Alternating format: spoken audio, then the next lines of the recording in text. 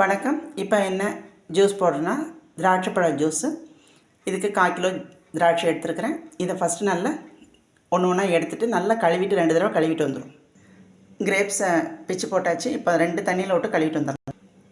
கிரேப்ஸை நல்லா கழுவியாச்சு. 2 டம்ளர் தண்ணி ஊற்றி இப்போ வேக வைக்க போகிறேன். இப்போ திராட்சை பழத்தோட 2 புதினா இலை, கல்கண்டு சேர்க்குறேன். இனிப்பு உங்களுக்கு தேவையானதை சேர்த்துக்கோங்க.